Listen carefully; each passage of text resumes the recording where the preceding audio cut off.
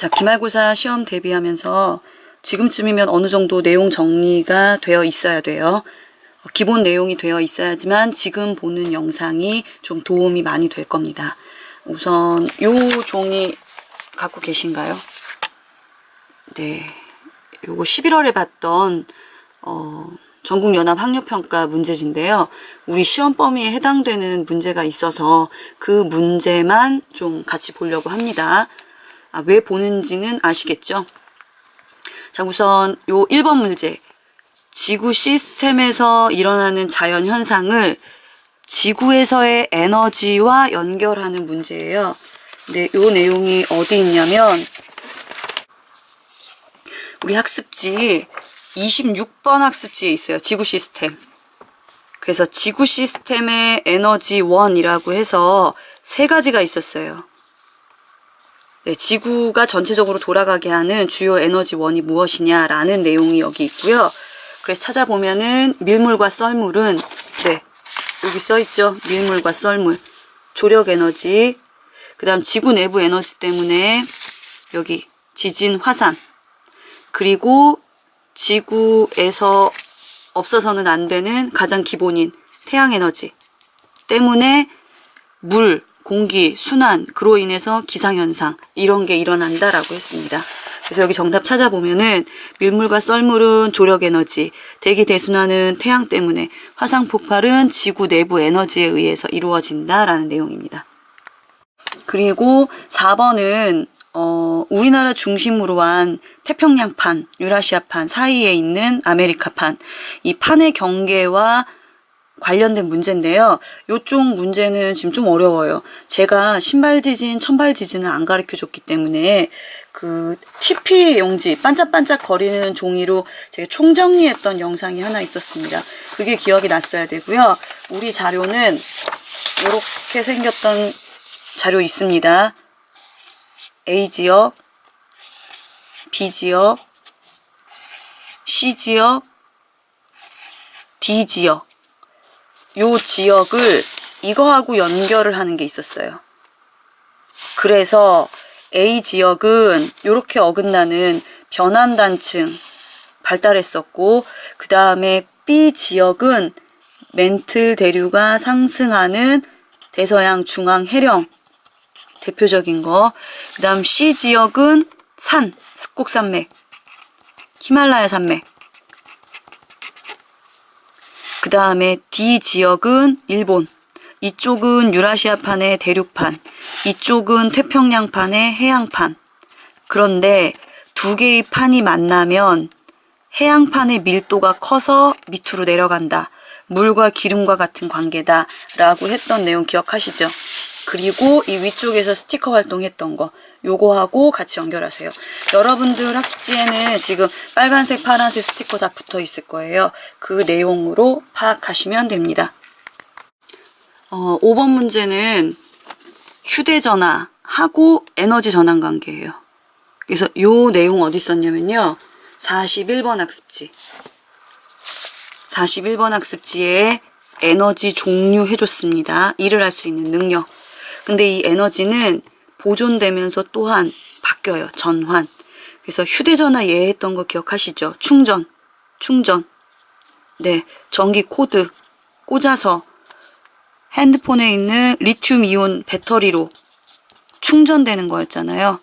그래서 전기 에너지가 물질 에너지, 즉 화학 에너지가 된다는 거였고, 이 화학 에너지에 쌓인 거를 다시 전기 에너지로 바꿔서 우리가 소리도 보고, 소리도 듣고 영상도 본다라고 했던 내용이었어요.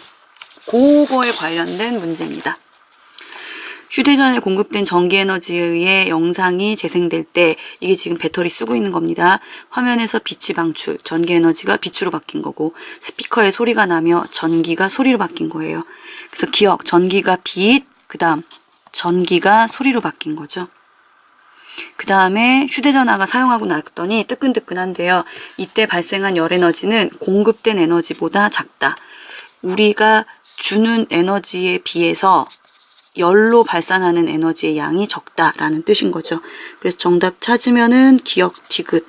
그래서 3번이 되는 겁니다.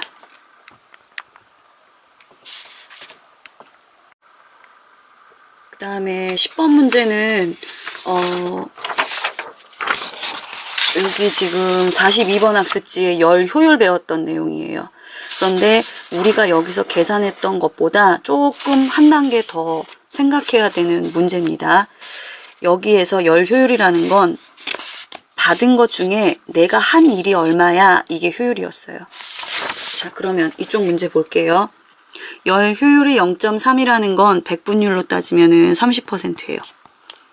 우리는 이거 계산하는 게 나왔는데 얘는 열 효율이 이미 주어졌어요.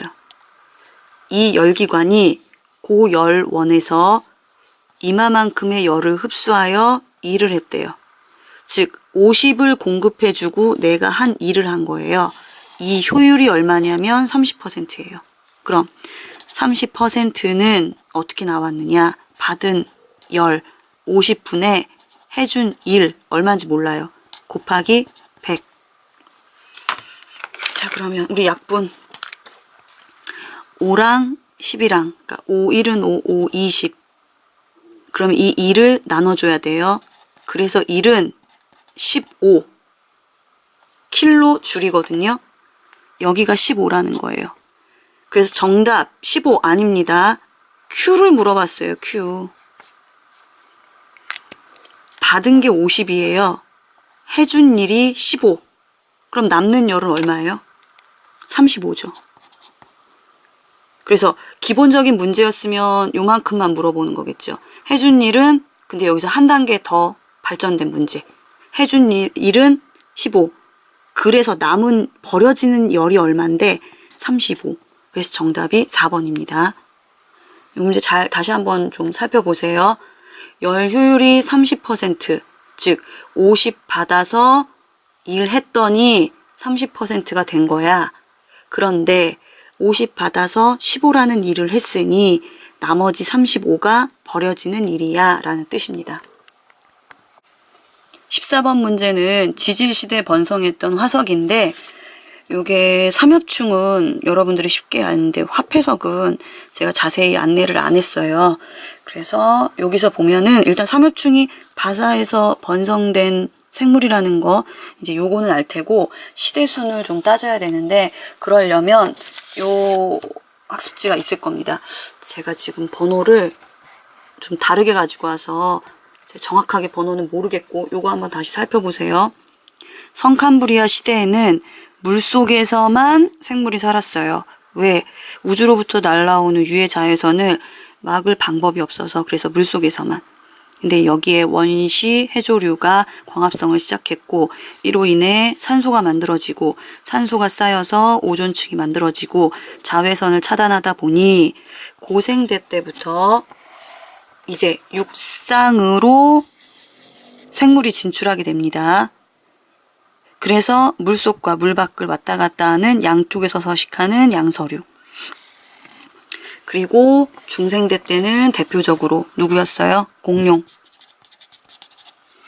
파충류. 그 다음에 신생대 때는 포유류. 그래서 여기 대표적으로 얘 누굽니까? 예, 매머드. 근데 이제 여기서 조금만 더 관심 있게 봐야 될 게 물속에서 살던 삼엽충. 그 다음에 이쪽에 암모나이트라는 것들이 대표적인 화석이에요. 15번은 HCl, 염산입니다. NaOH, 수산화나트륨. 양을 다르게 섞었다는 게 바로 중화 반응을 나타내는 거죠. 내용은 뭐가 많이 써있지만 우리 다 했던 내용이에요. 얘 10개, 5개. 그러면 수소가 10개, 수산화 이온이 5개 이렇게 해석하라고 했죠. 그래서 남는 게 누군 거예요? 예. 중화 반응, 즉 물 만드는 데가 관련 없는 애들은 그냥 남아있는 거고요. 수소 이온이 많으니 당연히 혼합 용액의 액성은 산성. 얘는 똑같고 남아있는 게 없어요. H 플러스도 없고 OH 마이너스도 없고 얘는 중성. 그 다음 얘는 10개, 20개. 그럼 여기 있는 10개랑 여기 있는 10개가 반응했겠네요. 남는 거는 얘. 그러면 얘 액성은 염기성. 자, T2는 T1보다 크다. 제가 수업 시간에 한번 설명했는데 뭐는 뭐보다 라고 나오잖아요. 그럼 이 보다 이거 지우세요. 주어가 얘예요. 핵심은. 그러니까 T2는 온도가 더 높네 라는 거 파악하면 되는 거예요. 보면은 T1보다 당연히 T2는 중화에 참여한 입자 수가 더 많기 때문에 당연히 온도가 더 높은 거겠죠. 자, 그 다음에 가는 마그네슘 조각을 넣으면 수소기체가 발생한다. 가의 용액의 액성은 산성. 산과 금속이 만나면 수소기체 발생. 맞습니다. 그 다음 디귿. 용액의 액성은 염기성이니까 틀렸죠. 그래서 정답 3번. 중화반응은 48번 학습지에서 요거 했던 내용 다시 한번 판단하시면 됩니다. 이론으로 수업 시간에 했던 내용으로 시험 문제 푸시면 돼요. 실험상의 오차를 가지고 시험 문제를 푸시면 안 됩니다. 이론으로 푸세요. 그리고 16번 문제는 생태계 구성하는 요소는 생물적 요인, 비생물적 요인. 비생물적 요인에는 빛, 공기, 온도, 물, 토양 이런 거 있었고요. 생물적 요인은 생산자, 소비자, 분해자. 생산자 스스로 만들어내는 거, 먹을 거. 대표적으로 녹색식물, 광합성 통해서. 소비자는 얘 먹는 애면 1차 소비자, 1차 소비자 먹는 애면 2차 소비자. 그 다음 분해자는 다른 생물의 시체, 배설물 그걸 분해시켜줘서 이 생태계가 생물적 요인으로 세계가 서로 같이 영향을 끼치고 있다라는 내용이에요. 우선 기억, 비생물적 요인은 빛 맞고요. 광합성을 통해서 양분 만드는 거 생산자 맞습니다. 그다음 디귿을 보시면요. 지렁이가 흙 속을 다니면서 구멍을 만들어 놔요. 그러면 흙 사이에 공기가 드나드는 통로를 만들기 때문에 흙이 되게 건강해지는 거거든요. 그러면 지렁이, 얘는 생물이에요. 토양, 얘는 여기 있잖아요. 비생물적. 자, 여기 나와 있는 이 화살표의 의미는 얘는 얘한테 영향을 주고 얘는 얘한테 영향을 준다는 겁니다. 그럼 지렁이가 토양한테 영향을 주는 거잖아요. 지렁이, 여기 있는 소비자가 비생물적 토양한테 영향을 주는 거죠. 그래서 이거는 기억이 아니라 니은에 해당되는 겁니다. 이 내용은 35번 학습지에 있었어요. 생태계 구성하는 요인들. 그래서 누가 있었는지 여기서 다 정리를 했었고 서로 간에 어떤 관계가 있는지까지 확인했습니다. 자, 그럼 연합평가 말고 추가로 좀 더 알아볼 내용 좀 살펴볼게요. 지구 시스템을 구성하는 요소들은 이렇게 5개가 있는데 수권, 예, 지구를 구성하고 있는 물에 관련된 거죠. 제일 많았던 게 뭐였습니까? 해수. 그 다음 많았던 거 육지물, 담수. 네, 근데 육지물 중에 제일 많았던 거 누구였어요? 빙하. 그 다음은요? 네, 땅속에 있는 물, 지하수. 그리고 강, 호수, 뭐 기타 등등은 얼마 안 된다라고 했던 거. 자, 그 다음에 지권은 예, 지구 내부 가장 안쪽 내해, 외해, 그 다음 대부분 차지하고 있는 멘틀, 지각. 이 멘틀의 대류운동 때문에 어떤 일이 벌어졌습니까? 위에 있는 판이 움직이는 판 구조론이 만들어졌습니다. 그리고 기권은 네, 높이 위로 올라가면 올라갈수록 온도가 어떻게 변하는지에 관련된 요 그래프 있었어요. 대륙권, 성층권, 중간권, 열권. 대륙권의 특징, 기상현상, 날씨, 구름 만들어지고 비 내리고 눈 내리고 바람 불고. 그 다음에 성층권의 제일 중요한 거 오존층, 자외선 차단. 그리고 여기는 중간권. 대륙권과 생긴 거는 똑같지만 공기가 희박하기 때문에 다른 현상은 안 일어납니다. 그리고 마지막 열권, 오로라. 아이고, 오로라. 그리고 생물권은 말 그대로 생태계와 관련하시면 되고요. 외권은 지구가 영향을 끼치는 그 외부에 관련된 건데 가장 중요한 거는 태양 복사 에너지겠죠. 이거 아까 얘기했던 거. 이 얘네들이 직권, 수권, 기권 얘네들이 서로 간에 영향을 끼친다 라고 해서 요거 한번 했던 거 기억할 거예요. 예를 들어 바람, 이건 공기에 관련된 기권, 바위, 땅에 관련된 직권, 이렇게 했던 거 한번 수업 시간에 했습니다. 그리고 아까 문제 했던 거 지구 시스템, 에너지, 무엇이 있는지. 그 중에서 지구 시스템 중에서 우리가 더 관심을 둔 게 뭐였냐면은 땅에 관련된 직권. 땅이 가만히 있는 게 아니라 계속적인 직권의 변화가 일어났는데 그것을 어떻게 설명을 했느냐에 관련된 내용입니다. 자, 판구조론의 발달 과정은 나와 있는 순서대로 베게너의 대륙이동설, 멘틀 대류설, 해저 확장설, 그리고 나서 모든 걸 다 종합해 설명하는 판구조론이었어요. 네, 뭐 시대순 다 기억하실 테고요. 원래 한 덩어리였던 대륙이 나중에 다 이동했어. 그 증거로 이러이러한 게 있어. 하지만 원인은 설명을 못했고 그렇게 이동한 이유는 멘틀 대류 때문이야. 그리고 나서 육지에 있는 땅만 움직이는 줄 알았더니 바닷속에 있는 땅도 움직인 거. 해령에 양쪽으로 확장되는 걸 보고 발견을 했죠. 그래서 과학자들의 결론, 이 모든 걸 다 합쳐야지만 판구조론이 설명이 됐고요. 판이라는 거는 멘틀 상부와 지각 포함해서 대륙 지각이 훨씬 더 두껍기 때문에 대륙판이 더 훨씬 크고, 그러니까 두께가 두껍고 해양판은 얇습니다. 그 다음 또 하나는 아까도 얘기했던 해양판의 밀도가 더 커서 해구 지역에서는 밑으로 이렇게 내려가는 이런 일이 생긴다고 했고요. 그리고 우리 수업 시간에 했던 거, 화산과 지진을 스티커 활동을 통해서 자료를 가지고 여러분들이 다 분석할 수 있었던 거 확인해 보세요. 그래서 내리는 결론이 뭐였냐면 화산과 지진이 자주 일어나는 지역은 신기하게도 판의 경계와 일치하더라. 자, 우리 일상생활에 화산과 지진이 같이 영향을 끼치는데 화산 활동에 의한 피해도 있고 이로운 점도 있고 지진 때문에 피해도 있고 이로운 점이 있다라는 내용이었어요. 자, 그 다음에 6단원은 산화환원 그리고 산과 염기. 여기 그냥 한꺼번에 정리할게요. 산화는 산소 얻는 거 또는 산소랑 결합하는 거였고요. 하나 더 설명할 수 있는 건 전자, 잃는 반응. 이게 산화였어요. 환원은 반대로 생각하라고 했습니다. 산소 잃고 전자 얻는 거. 여기서 중요한 거는 산소 때문에 과학자들이 굉장히 많은 의미를 부여해서 정리를 했다는 거였고요. 왜 산소가 중요하게 됐느냐? 역사적으로 가장 큰 변화에 이 세 가지를 거쳐서 그러한 이유를 결론을 내렸다라는 거였습니다. 그래서 산화환원 반응의 가장 기본이 되는 실험. 네, 아실 거예요. 교과서에 사진까지 보여줬습니다. 산화구리와 탄소를 섞어서 나오는 기체를 석회수에 통과시켰더니 석회수가 뿌옇게 흐려지더라. 이로써 알 수 있는 사실은 여기 이산화탄소가 나오네. 그렇다고 산화구리가 통째로 없어지는 게 아니라 산소만 떨어져 나가고 구리만 남게 돼요.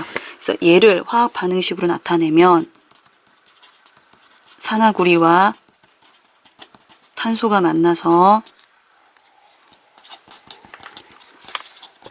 마음이 급해서 글씨가 더 엉망이네요. 이산화탄소가 생기고 구리가 남게 된다.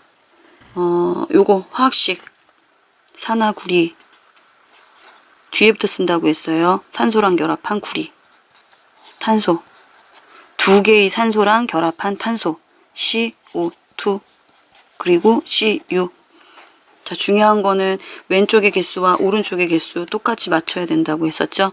그래서 이쪽에 이자 두 개의 구리, 산소 두 개, 탄소 하나, 탄소 하나. 그 다음 또 중요한 거 뭐 있었습니까? 얘 색깔. 검은색. 나중에 구리 색깔. 제가 전선 코일 감겨 있는 거 보여줬어요. 붉은빛 나는 구리. 그리고 얘 분석. 옆에 있던 산소 떨어져 나가서 환원. C 혼자 있었는데 나중에 산소 두 개 붙었어요. 산화. 그래서 나머지 거는 산화 환원 반응이랑 같이 쭉 다시 한번 연결하시면 되고, 그리고 아까 얘기했던 전자의 이동과 산화 환원도 설명할 수 있다라고 했습니다. 자, 그 다음에 산과 염기에서 비커 활동으로 산의 특징과 염기의 특징을 먼저 했는데 중요한 거는 이온화 시키는 거였죠. 예. 이렇게 나눴던 거 기억하시죠? 그래서 공통적으로 들어있는 거 수소이온. 그 다음에 산의 특징이 다른 거는 각각 음이온 때문. 얘는 염화이온 때문. 얘는 황산이온 때문.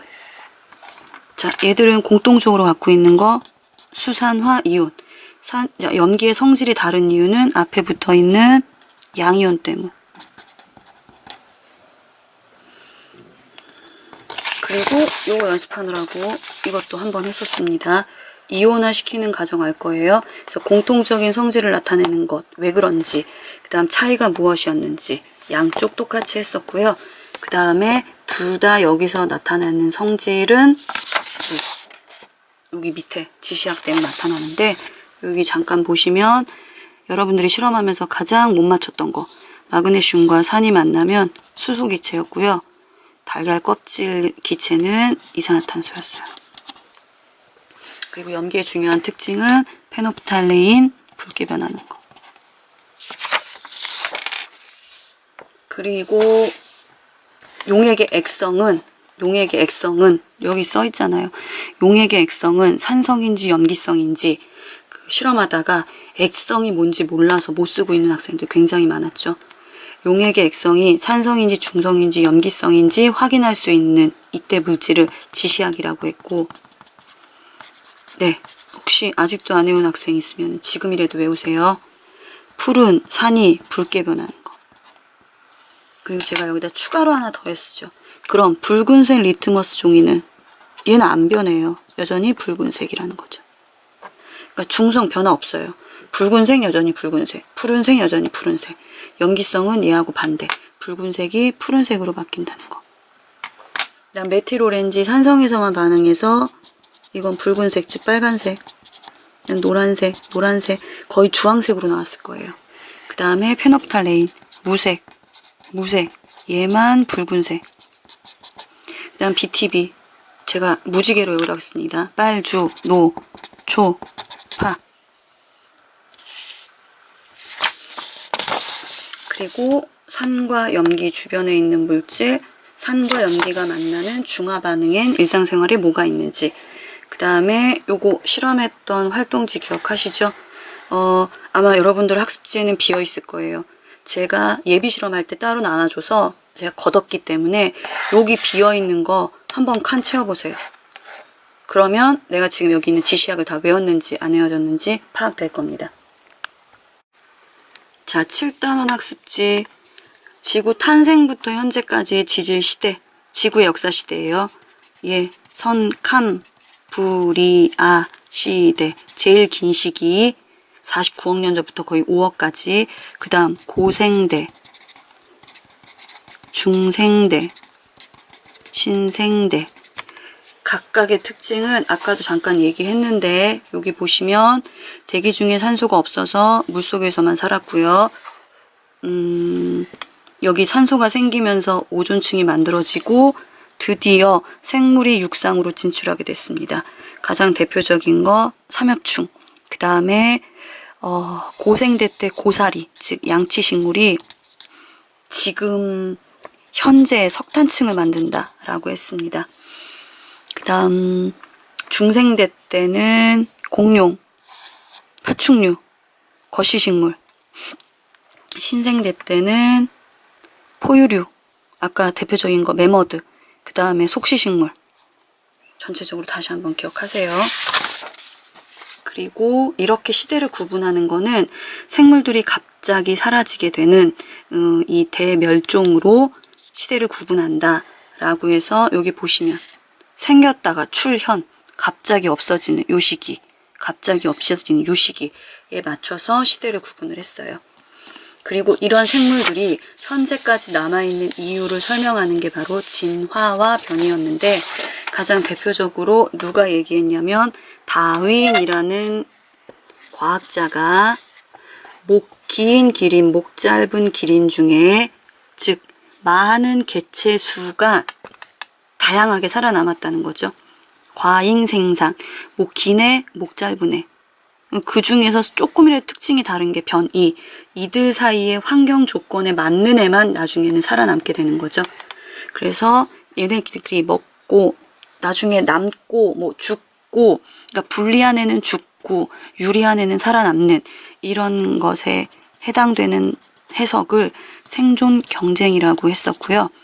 그로 인해서 환경에 유리한 애들만 살아남는다라는 걸 자연 선택이라고 불렀고, 그래서 전체적으로 진화가 이루어졌다라고 하는 다윈의 주장이었습니다.